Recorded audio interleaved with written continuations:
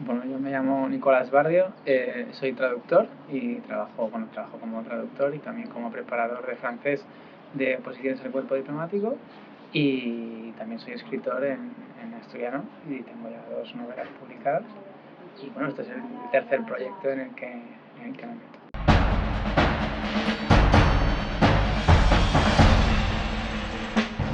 Bueno, pues Después de Octubre es un juego de rol de espías de la Guerra Fría. Está ambientado en 1970 y es una ucronía. Se basa en una historia alternativa que a partir de 1934 Asturias sigue un recorrido histórico diferente. Entra dentro de la Unión Soviética como una república socialista soviética más. Y bueno, pues todo eso hace que la historia, el trasfondo de Asturias en 1970 sea completamente diferente al que conocemos, ¿no? Entonces, bueno, el juego en sí es un juego de rol de espionaje, en el que es muy importante el factor psicológico, la infiltración, las identidades dobles, y es un poco, bueno, pues ese es el juego así en general. ¿Se puede hacer juego que no esté basado en espías? Sí, se puede hacer, pero bueno, está sobre todo pensado en eso, para jugarlo tanto como agentes del KGB, la CIA, el CSI. Yo la primera vez que... A mí me gusta mucho la política, y la primera vez que empecé a jugar al rol fue por internet, por foros, en un juego de rol en inglés que se llamaba Pol UK, ¿no? O sea, política de United Kingdom, ¿no? Entonces era en el que tenías que hacer el rol de un político laborista, liberal, conservador, etc., ¿no? Luego eso lo llevamos a castellano, hicimos unos juegos que se llamaban Las Cortes y Extremapol, que estaban online también, que eran de tema político, y eso fue antes de ir yo a la universidad, ¿no? Luego ya en la universidad conocí a gente que empezamos ya en el típico mundo de los juegos de rol de dados normales, ¿no? Y ahí pues no es el que más me gusta, pero sí es el que más jugué, es el 5A, ¿no? La leyenda de los 5 anillos es el que más... Las campañas más largas, el mayor número de campañas y de aventuras fue en ese juego, ¿no? Y luego, bueno, pues también jugué a... Bueno, muchas otras cosas más, ¿no? La llamada de Chulo y Vampiro, pues digo que esos tres son como la trilogía, ¿no? La santísima trinidad a la que más juego, ¿no? Juega más, ¿no? Pero Dungeons, al Pathfinder, tengo que jugar ahora al Shadowrun, que me lo regalaron por cumpleaños. Bueno, tengo unos cuantos más, ¿no? Pero digamos que esos tres son los que más igual la gente que es asturiana lo sabe perfectamente, pero Octubre del 34 yo creo que es el evento más importante de Asturias en los últimos 100 años, ¿no? Es decir, Asturias hizo una revolución, pues como los franceses hicieron la suya, los rusos la suya, los americanos, y los asturianos hicimos esta, solo que salió mal, ¿no? Entonces creo que es el evento más importante de los últimos 100, 200 años, y que paradójicamente es algo que no se recuerda, no se conmemora, no... Parece que, bueno, sí, se escribe un poco en los periódicos esos días, hay un par de actos, un par de charlas, pero no hay mucho más, ¿no? Y entonces una de las cosas que llamaba mucho la atención, y ahí había un artículo del periodista Félix Población que decía que por qué la Revolución de Octubre no inspiraba, ¿no? A nivel creativo, ¿no? Y yo creo que eso es un reto, ¿no? De que creo que los creadores asturianos, tanto en vídeo como, o sea, en cine, escritores, etcétera, creo que deberíamos de tomar ese momento tan épico, porque al final es que fue un momento bastante épico de la historia de Asturias, ¿no? Y bueno, una de las cosas así que me ha llamado la atención es el hecho de que, bueno, por ejemplo, en Francia, tú vas a Francia y tienes la Avenue Charles de Gaulle, ¿no? En honor a Charles de Gaulle, tienes el portaaviones Charles de Gaulle, tienes el aeropuerto Charles de Gaulle, y aquí no tenemos absolutamente nada que recuerde a Belarmino Tomás, ¿no? El presidente del Consejo Soberano de Asturias y León y el presidente del Tercer Comité Revolucionario. Tampoco hay ninguna calle, ni aquí en Nugueu, ni en Xixón, a la revolución en sí. Entonces es algo que creo que, bueno, que es conveniente recordar, y bueno, evidentemente también ya pasó bastante tiempo como para abordarlo desde una perspectiva de ficción, no solamente histórica. Además es curioso porque por los dos lados, ¿no? Desde gente muy de izquierdas, muy comprometida con causas sociales, que decía no sé hasta qué punto esto estás banalizando algo muy importante, etcétera, etcétera, y desde el punto de, bueno, gente más bien de derechas, por no decir más allá de la derecha, que lo consideraba una apología comunista y bueno, como si fuese esto volver al estalinismo. Bueno, pues yo creo que ni una cosa ni la otra. O sea, yo siempre reivindico el espacio de la ficción, y yo creo que, bueno, yo creo que el compromiso político aquí, y a mí me parece que si hay un mensaje político aquí, hay dos. O sea, yo creo que hay dos mensajes que yo personalmente quiero hacer con este juego. Uno, por una parte, es el hecho de decir todo es posible, y eso yo creo que eso es un mensaje político muy fuerte, no necesariamente de izquierdas o de derechas, ¿no? Es decir, pero sí que la gente se politice y tome conciencia de que las cosas no tienen una única salida, un único destino, un único final. Podría perfectamente haber sido de otra manera, ¿no? No digo que sea mejor ni peor, digo que podría haber sido de otra manera y no lo fue, pero que al final eso es un poder que tiene la gente, por una parte. Y luego, por otra parte, la otra cosa que no sé hasta qué punto es político, que yo reivindico, es que el rol es literatura. Y el rol es literatura, al mismo nivel que una novela. Entonces yo creo que eso es una cosa que a mí me parece importante, y me parece por eso muy importante cuidar todo lo que es el trasfondo, las historias. Hubo gente que nos dijo en el camino, no, es que no pusisteis, luego lo corregimos, ¿no? Pero no pusisteis qué formato que iba a tener el libro, o no pusisteis el sistema, solamente lo resumisteis en 3 o 4 líneas. Es verdad, rectificamos eso, ¿no? Pero porque precisamente lo que yo busco es hacer un rol de calidad, ¿no? O sea, que esté a nivel de una novela. Y bueno, yo creo que si le dieron el Nobel de Literatura a Bob Dylan, ¿por qué no se lo puede dar a alguien a la llamada de tú? A ver, en primer lugar, aquí creo que hay que aclarar que esto no es una reconstrucción histórica, muy al contrario, es decir, es una ucronía, es decir, la ficción empieza desde el mismo 5 de octubre. Entonces, el momento en el que empieza la Revolución de Octubre al principio no es una revolución solo asturiana, también es catalana, solo que en Cataluña dura 24 horas. Nosotros, el punto de partida de esto es que en Cataluña aguanta la revolución. Como Cataluña aguanta y Asturias también, el ejército español se divide en dos, hay un frente catalán y un frente asturiano. Al haber dos frentes, ataca con la mitad de fuerza que con la que atacó en la realidad, con lo cual avanza menos, ¿no? Porque sigue siendo más poderosa España que Cataluña y Asturias. Entonces, los avances son más cortos. Había una llamada a la huelga general, al no haber un avance claro y total del ejército español, pues hay muchas huelgas en Valencia, en Sevilla, en Madrid, etcétera, lo que hace que, todo es ficción, como te digo, el gobierno de Lerroux decide parar el avance en los frentes, mandar tropas a retaguardia para reprimir todos esos levantamientos, porque no quiere perder el poder. Entonces dice, bueno, ya habrá tiempo para, después de haber controlado la situación en lo que es la zona no sublevada, reprimir a asturianos y a catalanes. En ese momento, que hay como una especie de un mes o sí, que sería pues finales de octubre, noviembre, de calma, de escaramuzas muy pequeñas en el frente, en ese momento el gobierno revolucionario asturiano toma la decisión de entrar en la Unión Soviética, ¿no? Después de contactar a Stalin y de Stalin aceptar, entra a la Unión Soviética. Cataluña duda, porque no está del todo seguro. O sea, la composición de fuerzas en Cataluña es diferente, es una izquierda pero más burguesa, menos obrerista. Duda. Como consecuencia de la entrada a la Unión Soviética de Asturias, automáticamente Londres y París llaman a Barcelona y le dicen que no, que por favor que no entre, y Barcelona dice, vale, pero protegedme, aseguradme la independencia. Entonces Londres y París dicen, nosotros como con Polonia respondemos por Cataluña. En ese momento Cataluña deja España y entra en la órbita de Francia y de Reino Unido, ¿no? Entonces eso es el punto de partida. A partir de ahí sí, hay lo demás tampoco hay unos cambios enormes. Hay una guerra civil, el frente norte cae con Santander, no cae Claro, como es obvio. Y bueno, esa guerra civil, hay una serie de refugiados que vienen a Asturias, que es la Unión Soviética, otros que van a Cataluña, etcétera, etcétera. Después hay una Segunda Guerra Mundial, una invasión de Hitler, tanto en Cataluña, que la invade por completo, como con Francia, como Asturias, que hace un desembarco en la playa de Chagó y que toma la ciudad de Avilés y la destruye por completo. y a partir de ahí, bueno, pues entramos en una dinámica de Guerra Fría en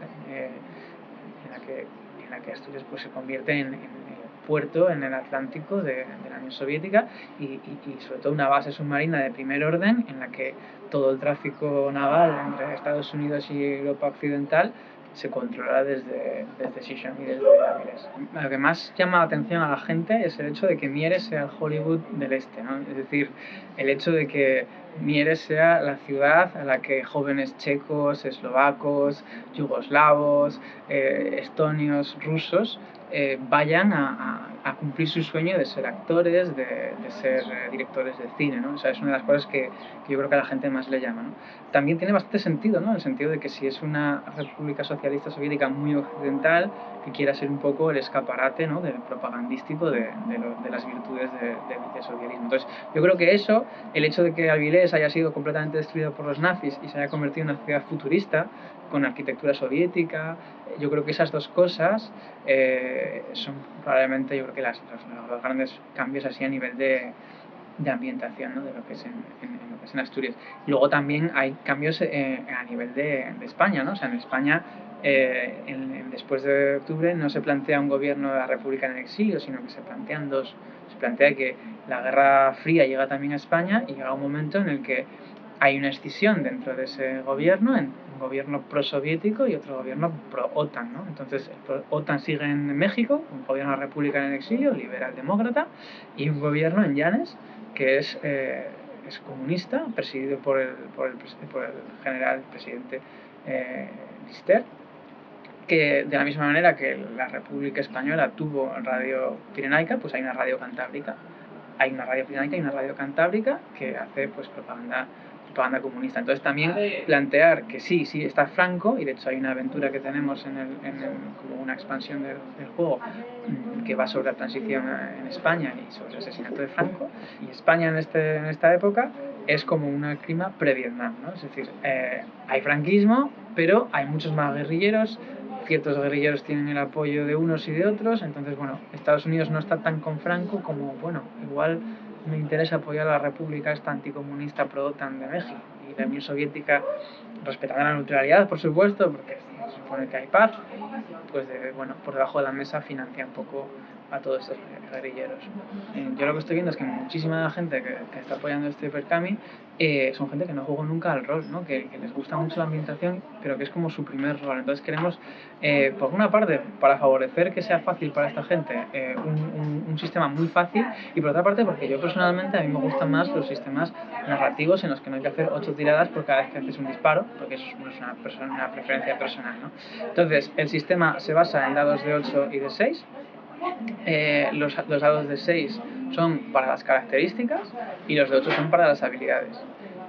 Las características son 4, uno sería vigor, que sería como la fuerza y la resistencia, otra sería destreza, sería todo lo que es agilidad, etc. Estaría personalidad, carisma, por una parte, y luego por otra parte el cuarto sería inteligencia, razonamiento, ¿no? Entonces, tanto las características como las habilidades van de 1 a 5, puede haber alguna que está en 0, sobre todo las habilidades que no se tienen. Y entonces, bueno, los dados de 6 son para las características y las habilidades los de 8. En los de 6, los de 1 son pifia, o sea que básicamente lo que hacen es anular un éxito, y 5 y 6 son éxito. Y en los de 8, 5, 6, 7 y 8 son éxito. Los 8 son éxitos explosivos que hacen que vuelvas a lanzar otro dado de 8, ¿no? Entonces el máster solo tiene que fijar la dificultad de la tirada. Si por ejemplo la dificultad de la tirada es un 3 y tú sacas 3 5 y un 1, sacas un 2, o sea, son 2 éxitos. Con uno menos que la dificultad, consigues pasarlo con un coste. Es decir, si tú estás haciendo una tirada para ver si le das a un enemigo al dispararle y la dificultad es 3 y tú sacas un 2, le das pero igual te quedas sin balas, ¿no? O le das pero haces ruido, etcétera, ¿no? Entonces, si sacas un 1, pues no le das, ¿no? Entonces sería en cuanto al sistema en general. Luego, la otra gran innovación que tiene el sistema, la otra gran particularidad más que innovación que tiene el sistema, es el hecho de que además de daño físico, que por supuesto hay, ¿no? Hay un daño moral. Entonces, a mí me parecía algo muy importante cuando estamos representando a los espías, hay que tener en cuenta que es un juego de espías, no es un juego de comandos, de guerra, de infiltraciones, de matar a la gente por la espalda. Puede haber todo eso, desde luego, pero lo que quería sobre todo representar es esos nerviosismo de pasar un control de pasaportes con un pasaporte falso, ese tener que actuar, tener que acostarse con una persona que te da asco para sacarle información, ¿no? Y eso tiene un coste emocional, ¿no? Una persona que se tiene que acostar con otra que le da asco, que le da rechazo, que es una persona a la que odia para sacarle información, que tiene que fingir esas cosas, le genera un malestar psicológico, ¿no? O por ejemplo, pongamos por caso de que después de hacer una operación un niño te ve y te lo tienes que matar porque es que si no estás dejando un cabo suelto. Si tienes que matar a un niño de 5 años para que no haya ningún tipo de testigo, eso tiene un coste moral. Entonces eso lo queremos representar ahí en la mecánica del juego. Y también otro coste moral sería la parte de estrés, es decir, de yo paso un control de pasaportes con una documentación falsa y eso a mí me genera un estrés.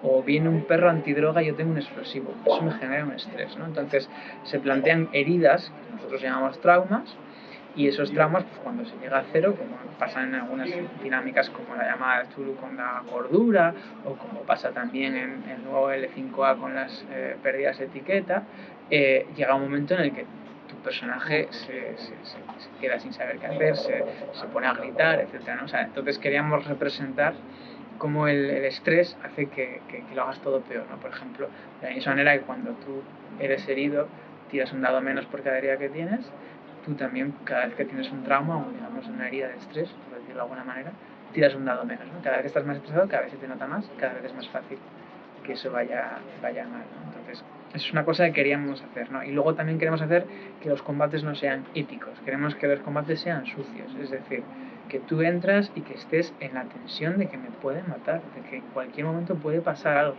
pero en el momento que alguien llega, pim, pam, pum, ya está, uno muere.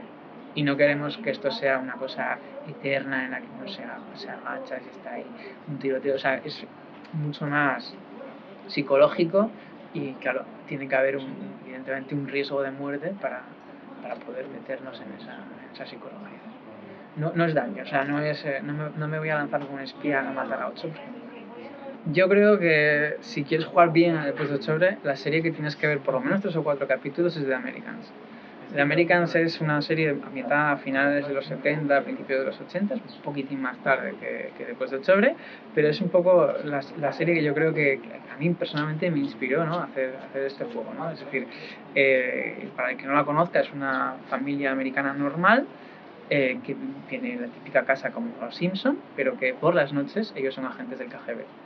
Entonces, este sería la serie que yo recomendaría totalmente ver.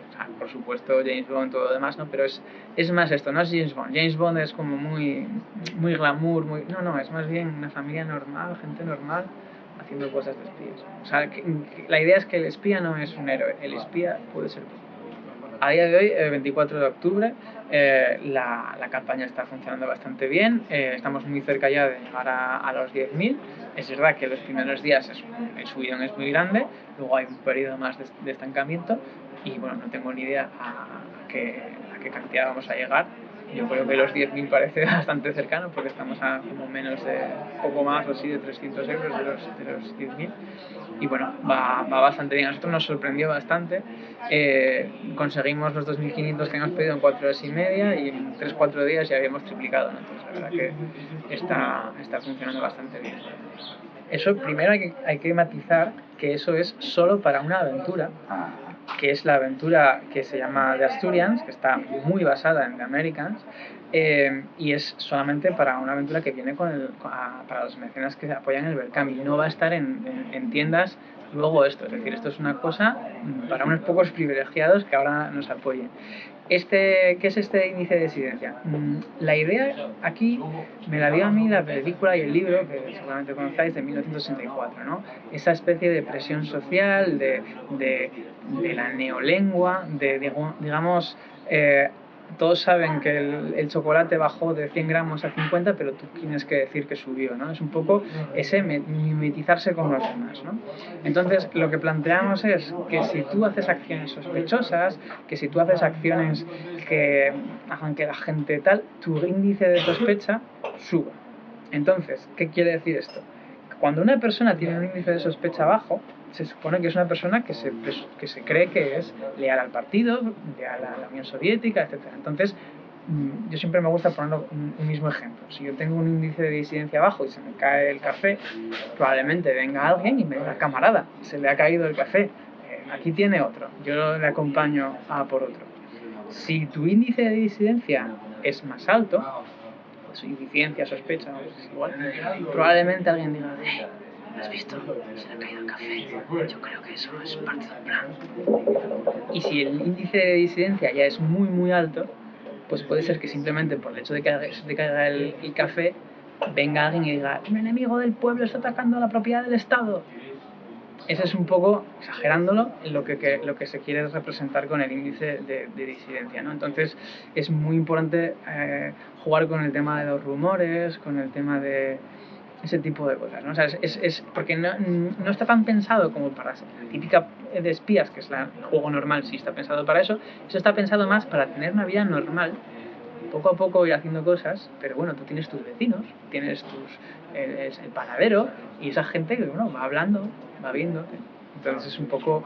Es bastante experimental, pero bueno, queríamos hacer esto me parecía bastante interesante generar digamos, esa presión social, ¿no? Alrededor. Para la gente de Berkami, el juego va a estar en tapa blanda y va a estar en blanco y negro, la portada a color. Para los que hayan pagado el plus de tapa dura, tendrán lo mismo, pero en tapa dura. Y todos los que participen en el Berkami van a tener el PDF, ¿no? El PDF lo tendrá todo el mundo. PDF, alguna cosa menos, pero bueno, el PDF es el básico, digamos, y eso lo tendrá todo el mundo. Y los que no participen en el Berkami tendrán lo mismo, pero sin todos los stretch goals, tendrán simplemente el libro básico. Lo que sí que queríamos hacer antes de que acabase el Berkami, y yo creo que en los próximos días, en los próximos 4 o 5 días lo vamos a sacar, es una versión lite del sistema, si se puede también, igual no a nivel gráfico, pero sí a nivel de los puntos y demás, una ficha de personaje para que ya la gente, bueno, se podáis hacer una idea de cómo es este sistema, de las reglas que hay, un poco lo que expliqué, pero que lo tengáis ya en versión lite y que incluso podáis ya experimentar con ello. Eso es una cosa que vamos a sacar en los próximos días y en todo caso antes de que acabe el mercado. Todas las personas que tengan el libro físico y que hayan participado en el mecenazgo y tengan el libro físico en el mecenazgo, ya sea en el pack más barato de todos, que es el de 25, ya sea comisario político o el de la Unión Soviética, todas van a tener todo lo que se haya desbloqueado. Es decir, a día de hoy, si no recuerdo mal,